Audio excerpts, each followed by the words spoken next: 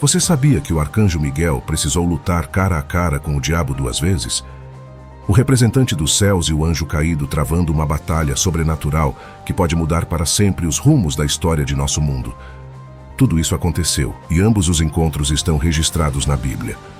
À medida que as perseguições aos crentes se intensificam, surge uma poderosa mensagem de resistência, destacando a vitória sobre o mal pelo sangue do Cordeiro e pelo testemunho inabalável dos fiéis. Prepare-se para uma jornada que revela a fúria do diabo, a coragem dos crentes e a intervenção divina que molda o destino do céu e da terra. Vamos entender como esses duelos influenciaram nossas vidas e por que eles aconteceram. 2 vezes que o anjo Miguel teve que lutar diretamente com o diabo. Número 1.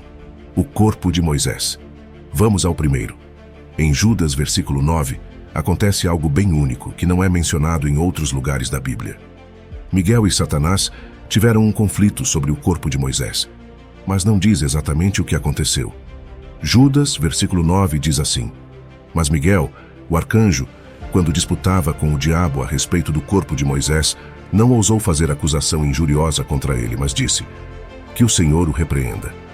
Sim, história está em Judas. É possível que Satanás quisesse saber onde Moisés estava enterrado para construir um tipo de templo ou algo assim. Assim, o povo de Israel poderia acabar adorando os ossos de Moisés como se fossem um ídolo. Miguel, representando os anjos que cuidam de Israel, provavelmente tentou manter o lugar de descanso de Moisés em segredo. Lembra que Moisés não entrou na Terra Prometida por causa de um erro que cometeu em Meribá-Quedés. Ele chegou bem perto, deu uma olhada na terra, mas não pôde entrar. No final da vida, Deus mostrou a Moisés a terra que ele havia deixado o Egito para ver. Moisés subiu o Monte Nebo desde as planícies de Moabe até o topo de Pisga. E pronto. Deus queria Moisés com ele. Moisés morreu como o Senhor disse. Depois da morte, vem o enterro e Moisés foi enterrado. Mas Deuteronômio capítulo 34, versículo 6, diz algo muito especial. Deus mesmo o enterrou no vale, na terra de Moabe, em frente a Bet-peor. Mas até hoje ninguém sabe onde está o túmulo dele. Moisés é o único na Bíblia que Deus pessoalmente enterrou. Você sabia disso? Deus até escondeu o túmulo para que não virasse um lugar de adoração. E o ponto importante é que, mesmo sendo um arcanjo como Miguel, ele não ousou falar mal de Satanás. Ele disse: Que o Senhor o repreenda. Imagine alguém que tem autoridade no mundo dos demônios, e essa pessoa deixa todo o trabalho de repreender para Deus. Essa pessoa é Miguel, o arcanjo. Você pode encontrá-lo mencionado em livros como Daniel, Judas e Apocalipse. Ele é como um guerreiro que luta contra coisas más que não podemos ver. Arcanjo quer dizer um tipo de anjo muito importante. Miguel, o arcanjo, é um cara sério. Mesmo sendo tão poderoso, ele não acha que pode decidir tudo sozinho. Ele sempre respeita Deus. Quando há algum problema, em vez de falar mal das coisas ruins, ele diz: Que Deus te repreenda. Isso é uma maneira educada de dizer: pare com isso agora mesmo. O profeta Daniel nos conta sobre Miguel. Em uma situação complicada, Miguel não quis julgar as coisas sem pensar. Em vez disso, ele disse que Deus ia dar um jeito na situação. Ele usou palavras parecidas com as que Deus usou para repreender Satanás em outra história. Mesmo sendo tão forte, Miguel mostra que é importante obedecer a Deus e que sua força vem do Senhor. Os anjos bons têm ordens e seguem quem manda. Quando pensamos em quão poderoso é Miguel, sua humildade fica ainda mais evidente ao vermos que ele escolhe obedecer a Deus. Pense assim: imagine que Miguel é como um super-herói, mas ele sempre lembra que Deus é o chefe maior. Ele não usa o poder dele para lutar contra o mal do jeito que acha melhor, mas sempre age do jeito que Deus manda. No começo, Deus criou Lúcifer, que mais tarde virou Satanás. Ele era o anjo mais especial, mas por escolha própria, ele se tornou o maior inimigo de Deus. Satanás era um tipo de anjo chamado querubim, e esses anjos eram os mais incríveis em sabedoria e beleza. Então, quando dizemos que Satanás tinha o selo da perfeição e era cheio de sabedoria e perfeito em beleza, estamos falando de quão incrível ele era antes de decidir se voltar contra Deus. Essas palavras são como elogios pela sua perfeição original que ele estragou quando escolheu se voltar contra Deus.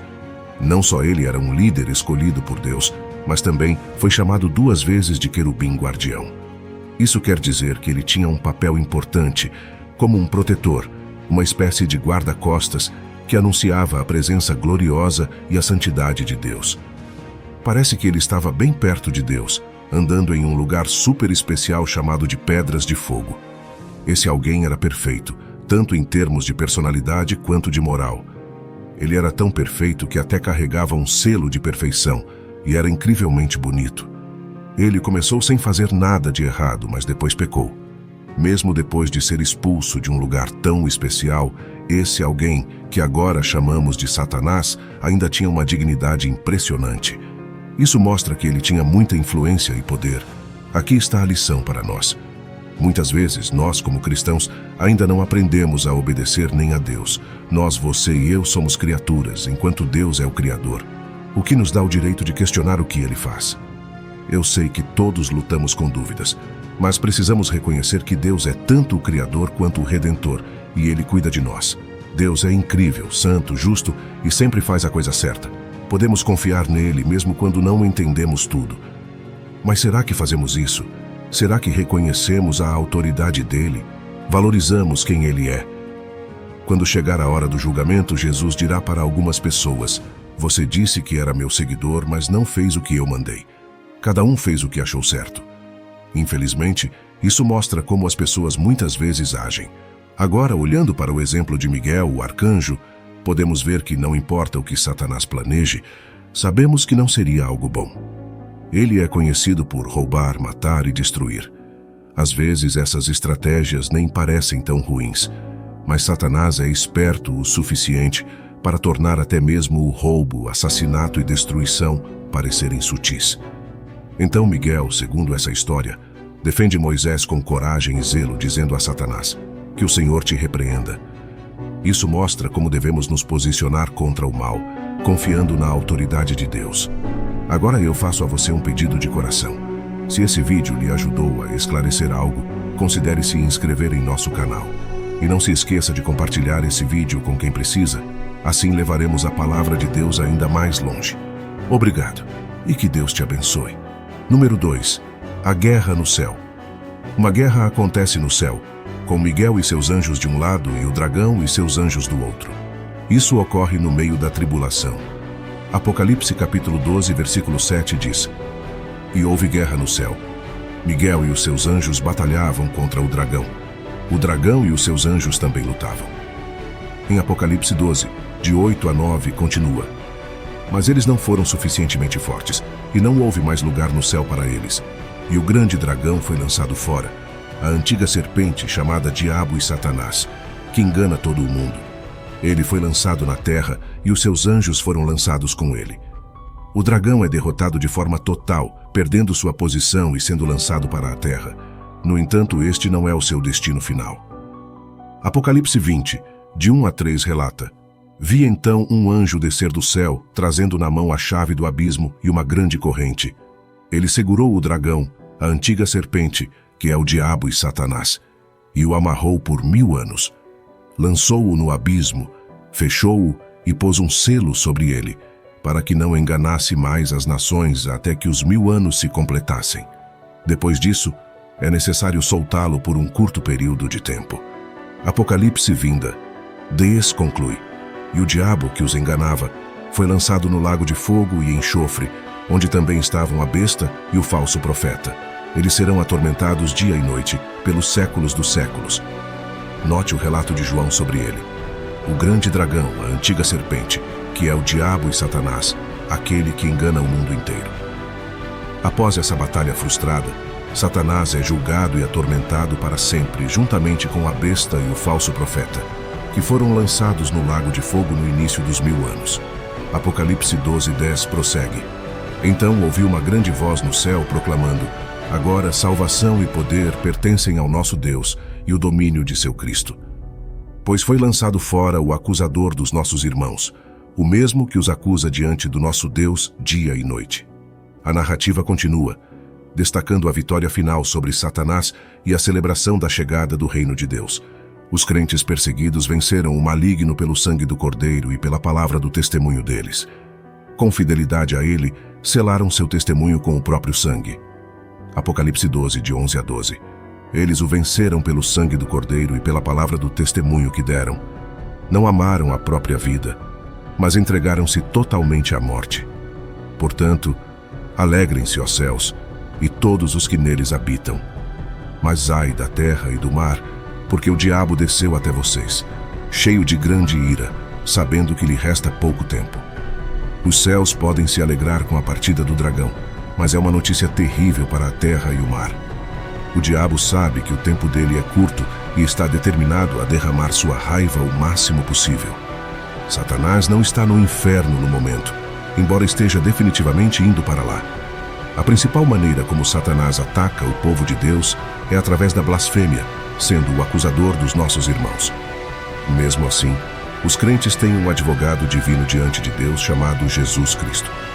1 João capítulo 2, versículo 1 diz: Meus filhinhos, escrevo-lhes estas coisas para que vocês não pequem. Se porém alguém pecar, temos um intercessor junto ao Pai, Jesus Cristo, o justo. Satanás, o adversário, pode buscar erradicar o povo de Deus, mas Jesus Cristo é o bom pastor. João 10, 11. Eu sou o bom pastor dá a vida pelas ovelhas. João 10, 14.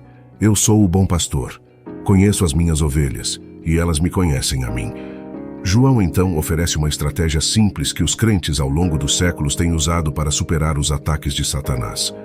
Um plano tríplice contra os assaltos do diabo: cobertura, confissão e coragem. Primeiro, a cobertura do cristão é nada menos que o sangue de Cristo derramado por seus pecados. Sem o sangue de Cristo, uma pessoa permanece para sempre vulnerável a Satanás. Segundo, a confissão do cristão é a palavra de Deus.